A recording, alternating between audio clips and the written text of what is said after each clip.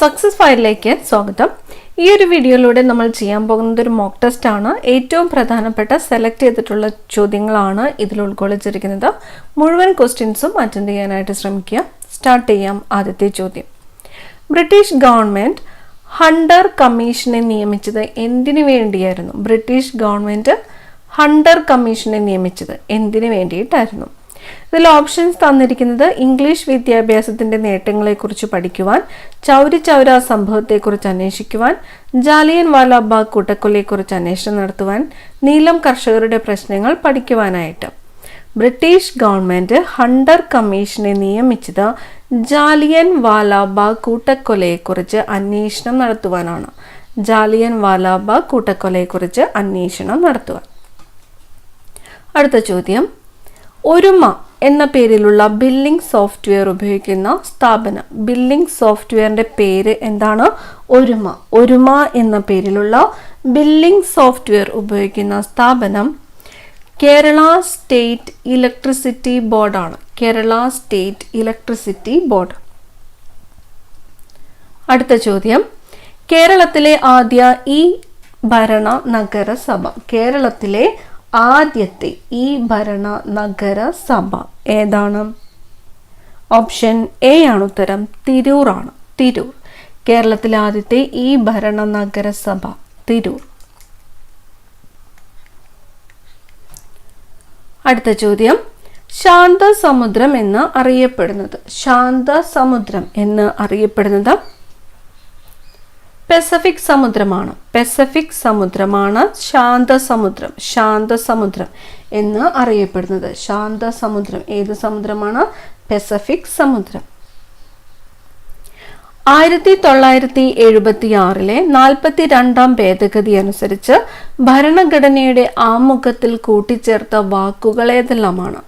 1976 42-ാം ഭേദഗതി അനുസരിച്ച് ഭരണഘടനയുടെ ആമുഖത്തിൽ കൂട്ടിച്ചേർത്ത വാക്കുകൾ ഏതെല്ലാമാണ്? ഓപ്ഷൻ ഡി ആണ് ഉത്തരം. സോഷ്യലിസ്റ്റ്, മതേതരത്വം, അവിഭാജ്യത. സോഷ്യലിസ്റ്റ്, മതേതരത്വം, അവിഭാജ്യത എന്നീ വാക്കുകളാണ് ഭരണഘടനയുടെ ആമുഖത്തിൽ 42-ാമത്തെ ഭേദഗതി അനുസരിച്ച് കൂട്ടിച്ചേർത്തത്. സോഷ്യലിസ്റ്റ്, മതേതരത്വം, അവിഭാജ്യത. അടുത്ത ചോദ്യം, ആമുഖം ഭരണഘടനയുടെ അവിഭാജ്യ ഘടകമല്ല എന്ന് സുപ്രീം കോടതി പ്രസ്താവിച്ചത് ഏത് കേസിലാണ്?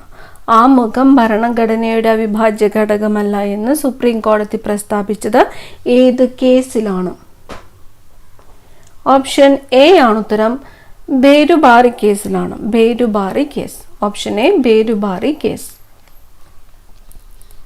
അടുത്ത ചോദ്യം, കേരള സർക്കാരിന്റെ ഇ ഗവേണൻസ് പദ്ധതിയായ ഫ്രണ്ട്സ് പദ്ധതി ഉദ്ഘാടനം ചെയ്ത വർഷം. കേരള സർക്കാരിന്റെ ഇ ഗവേണൻസ് പദ്ധതിയായ ഫ്രണ്ട്സ് പദ്ധതി ഉദ്ഘാടനം ചെയ്ത വർഷം ഏതാണ്? 2000-ലാണ്. 2000. Option B, 2000. GST council chairman ആരാണ്? GST കൗൺസിൽ ചെയർമാൻ കേന്ദ്ര ധനകാര്യമന്ത്രിയാണ്. കേന്ദ്ര ധനകാര്യമന്ത്രിയാണ് GST കൗൺസിൽ ചെയർമാൻ. കേന്ദ്ര ധനകാര്യമന്ത്രി. റിസർവ് ബാങ്ക് ദേശസാൽക്കരിച്ച വർഷം. റിസർവ് ബാങ്ക് ദേശസാൽക്കരിച്ച വർഷം 1949 ജനുവരി 1. 1949 ജനുവരി 1 റിസർവ് ബാങ്ക് ദേശസാൽക്കരിച്ചത്. ക്ഷേമരാഷ്ട്രം എന്ന ആശയത്തിന് പ്രാധാന്യം നൽകുന്നത്. ക്ഷേമരാഷ്ട്രം എന്ന ആശയത്തിന് പ്രാധാന്യം നൽകുന്നത്. ഓപ്ഷൻസ് തന്നിരിക്കുന്നത് മൗലികാവകാശങ്ങൾ, മൗലിക കടമകൾ, നിർദ്ദേശക തത്വങ്ങൾ. ഇവ ഒന്നുമല്ല. ഇതിൽ ക്ഷേമരാഷ്ട്രം എന്ന ആശയത്തിന് പ്രാധാന്യം നൽകുന്നത് നിർദ്ദേശക തത്വങ്ങളാണ്. നിർദ്ദേശക തത്വങ്ങൾ. ഐക്യരാഷ്ട്രസഭ അന്താരാഷ്ട്ര മണ്ണ് വർഷമായിട്ട് ആചരിച്ച വർഷം. അന്താരാഷ്ട്ര മണ്ണ് വർഷമായിട്ട് ആചരിച്ചത് ഏത് വർഷമാണ്? അന്താരാഷ്ട്ര മണ്ണ് വർഷം 2015 ആണ്. 2015 ഐക്യരാഷ്ട്രസഭ അന്താരാഷ്ട്ര മണ്ണ് വർഷമായിട്ട് ആചരിച്ചത്? യുനെസ്കോ എക്സലൻസ് അവാർഡ് ലഭിച്ച കേരളത്തിലെ ക്ഷേത്രം ചുവടെ പറയുന്നവയിൽ ഏതാണ്? യുനെസ്കോ എക്സലൻസ് അവാർഡ് ലഭിച്ച കേരളത്തിലെ ക്ഷേത്രം താഴെ പറയുന്നവയിൽ ഏതാണ്? വടക്കുംനാഥ ക്ഷേത്രമാണ്. വടക്കുംനാഥ ക്ഷേത്രം യുനെസ്കോ എക്സലൻസ് അവാർഡ് ലഭിച്ച കേരളത്തിലെ ക്ഷേത്രമാണ് വടക്കുംനാഥ ക്ഷേത്രം. മണ്ണിന്റെ ഘടന, ഉത്ഭവം, വിതരണം, പ്രവർത്തനം എന്നിവയെക്കുറിച്ചുള്ള പഠനം ഏതു പേരിൽ അറിയപ്പെടുന്നു? മണ്ണിന്റെ ഘടന, ഉത്ഭവം, വിതരണം, പ്രവർത്തനം എന്നിവയെക്കുറിച്ചുള്ള പഠനമാണ് പെഡോളജി. മണ്ണിനെ കുറിച്ചുള്ള പഠനം ഏതാണ്? പെഡോളജി. അഗ്നിപർവ്വത പ്രദേശങ്ങളിൽ കാണപ്പെടുന്ന ഔഷധ ഗുണമുണ്ടെന്ന് വിശ്വസിക്കപ്പെടുന്ന ചൂട് നീരുറവുകൾ ഏതു പേരിൽ അറിയപ്പെടുന്നു? അഗ്നിപർവ്വത പ്രദേശത്ത് കാണപ്പെടുന്ന ഔഷധ ഗുണമുണ്ടെന്ന് വിശ്വസിക്കപ്പെടുന്ന ചൂട് നീരുറവുകൾ ഏത് പേരിൽ അറിയപ്പെടുന്നു? സ്പാ. ഓപ്ഷൻ സി ആണ് സ്പാ.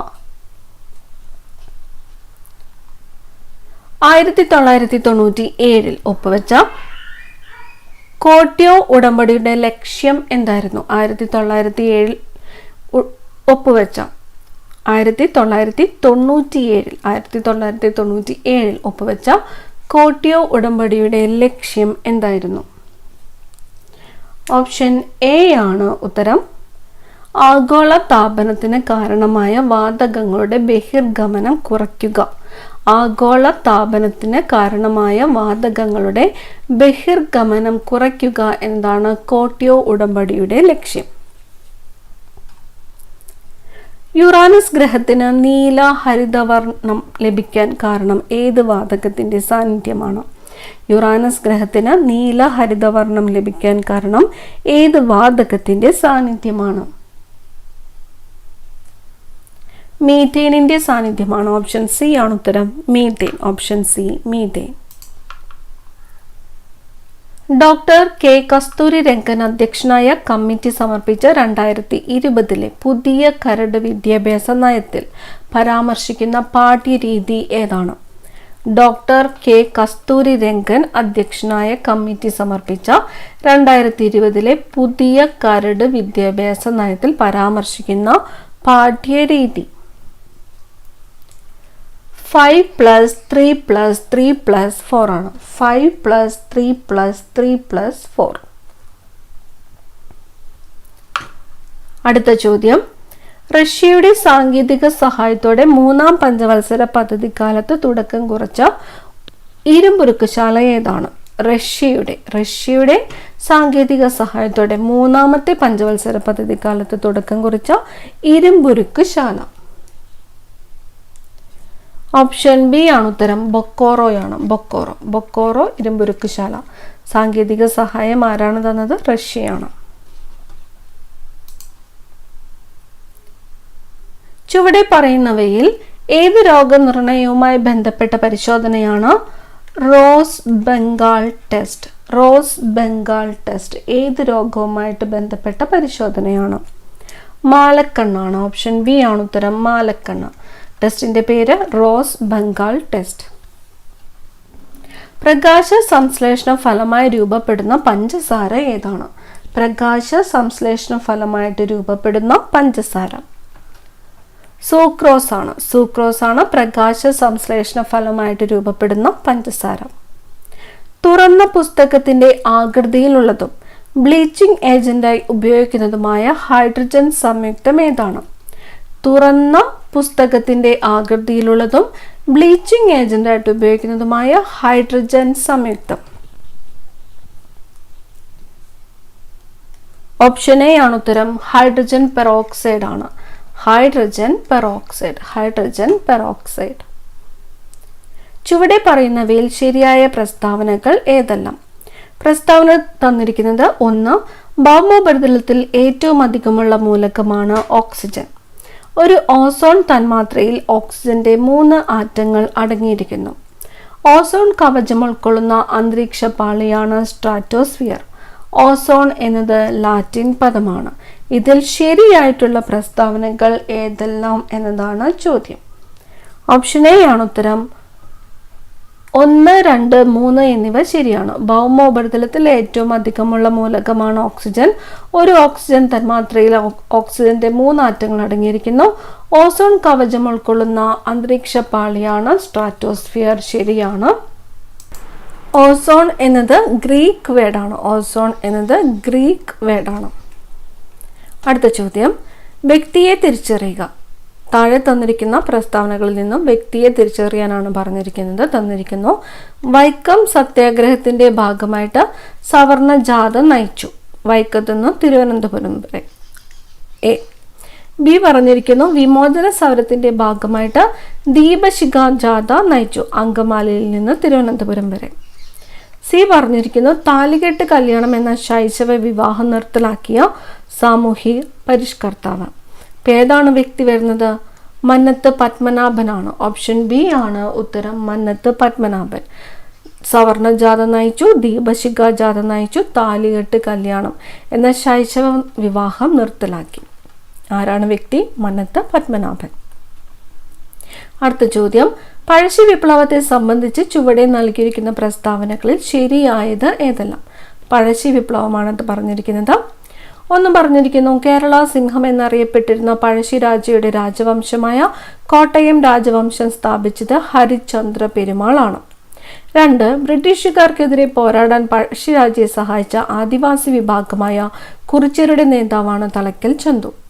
പഴശ്ശി വിപ്ലവത്തെ അടിച്ചമർത്തിയ ബ്രിട്ടീഷ് സൈന്യാധിപനാണ് കേണൽ ആർത്രർ വെല്ലസ്ലി.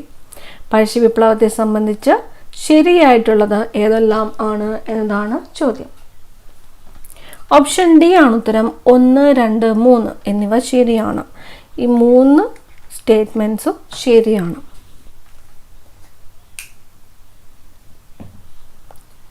അടുത്ത ചോദ്യം, പൊതു സ്വത്ത് സംരക്ഷിക്കുക എന്നത്. പൊതു സ്വത്ത് സംരക്ഷിക്കുക എന്നത് തന്നിരിക്കുന്നത് മൗലിക അവകാശമാണ്, നിയമപരമായ അവകാശമാണ്, മൗലിക കടമയാണ്, പൗരന്റെ അവകാശമോ കടമയോ അല്ല. പൊതു സ്വത്ത് സംരക്ഷിക്കുക എന്നത് മൗലിക കടമയാണ്. മൗലിക കടമയാണ്. അടുത്ത ചോദ്യം, ശബ്ദത്തിന്റെ കൂർമ്മത അല്ലെങ്കിൽ പിച്ച് ചുവടെ പറയുന്നവയിൽ ഏതുമായിട്ട് ബന്ധപ്പെട്ടിരിക്കുന്നു? പിച്ച് ഏതുമായിട്ടാണ് ബന്ധപ്പെട്ടിരിക്കുന്നത്? ആവൃത്തിയുമായിട്ടാണ്. ഫ്രീക്വൻസി അല്ലെങ്കിൽ ആവൃത്തിയുമായിട്ടാണ് പിച്ച് ബന്ധപ്പെട്ടിരിക്കുന്നത്. അടുത്ത ചോദ്യം, പ്രകാശം ഏറ്റവും വേഗത്തിൽ സഞ്ചരിക്കുന്നത് ശൂന്യതയിലാണെന്ന് കണ്ടെത്തിയ ശാസ്ത്രജ്ഞൻ ആരാണ്? പ്രകാശം ഏറ്റവും വേഗത്തിൽ സഞ്ചരിക്കുന്നത് ശൂന്യതയിലാണെന്ന് കണ്ടെത്തിയ ശാസ്ത്രജ്ഞൻ ആരാണ്? ഓപ്ഷൻ സി ആണ് ഉത്തരം. ലിയോൺ ഫൂക്കാൾട്ട് ആണ്. ലിയോൺ ഫൂക്കാൾട്ട്. പ്രകാശം ഏറ്റവും വേഗത്തിൽ സഞ്ചരിക്കുന്നത് ശൂന്യതയിലാണെന്ന് കണ്ടെത്തിയ ശാസ്ത്രജ്ഞനാണ് ലിയോൺ ഫൂക്കാൾട്ട്. അടുത്ത ചോദ്യം, ചുവടെ പറയുന്നവയിൽ ഏതെല്ലാമാണ് മറ്റു സംസ്ഥാനങ്ങളുമായിട്ട് അതിർത്തി പങ്കിടാത്ത കേരളത്തിലെ ജില്ലകൾ? മറ്റു സംസ്ഥാനങ്ങളുമായിട്ട് അതിർത്തി പങ്കിടാത്ത കേരളത്തിലെ ജില്ലകൾ ചുവടെ തന്നിരിക്കുന്നതിൽ ഏതെല്ലാമാണ്?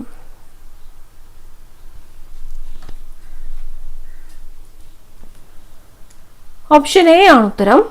ആലപ്പുഴ, കോട്ടയം, എറണാകുളം, കോഴിക്കോട്.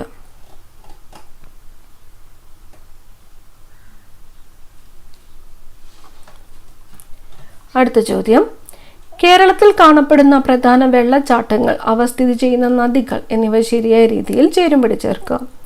തന്നിരിക്കുന്നത് പെരുന്തേനരുവി, അതിരപ്പിള്ളി വാഴച്ചാൽ, തുഷാരഗിരി, തൂവാനം വെള്ളച്ചാട്ടമാണ്. അപ്പം ഈ വെള്ളച്ചാട്ടങ്ങൾ ഏത് നദിയിൽ ആണ് സ്ഥിതി ചെയ്യുന്നത് എന്നതാണ് നമ്മൾ മാച്ച് ചെയ്യേണ്ടത്. ഏതാണ് ഉത്തരം വരുന്നത്? ഓപ്ഷൻ എ ആണ് ഉത്തരം. പെരുന്തേനരുവി പമ്പ നദിയിലാണ്. പെരുന്തേനരുവി ഏത് നദിയിലാണ്? പമ്പ നദി. അതിരപ്പള്ളി വാഴച്ചാലോ ചാലക്കുടി പുഴയിലാണ്. തുഷാരഗിരി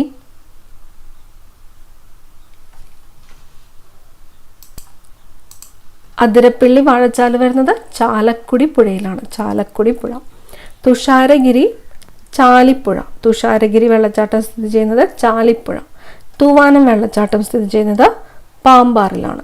ഒന്നും കൂടി നോക്കാം.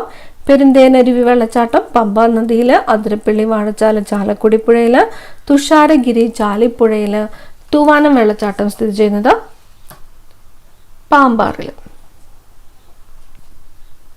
അടുത്ത ചോദ്യം, ഇത് ഈ ക്ലാസ്സിലെ അവസാനത്തെ ചോദ്യമാണ്. നിങ്ങൾക്ക് ഇതിൽ എത്ര മാർക്ക് സ്കോർ ചെയ്യാൻ പറ്റിയെന്ന് കമൻറ്റ് ചെയ്യാനായിട്ട് മറക്കരുത്. കൂടെ അഭിപ്രായങ്ങളും കൂടി അറിയിക്കുക. കേരളത്തിൽ സ്ഥിതി ചെയ്യുന്ന ഏത് കായലാണ് പനയുടെ ആകൃതിയിൽ കാണപ്പെടുന്നത്? കേരളത്തിൽ സ്ഥിതി ചെയ്യുന്ന ഏത് കായലാണ് പനയുടെ ആകൃതിയിൽ കാണപ്പെടുന്നത്? അഷ്ടമുടിക്കായലാണ്. അഷ്ടമുടിക്കായലാണ് പനയുടെ ആകൃതിയിൽ കാണപ്പെടുന്നത്. അഷ്ടമുടിക്കായൽ. കൂടുതൽ പ്രധാനപ്പെട്ട ചോദ്യങ്ങളുമായി അടുത്ത ക്ലാസ്സിൽ കാണാം. Thank you.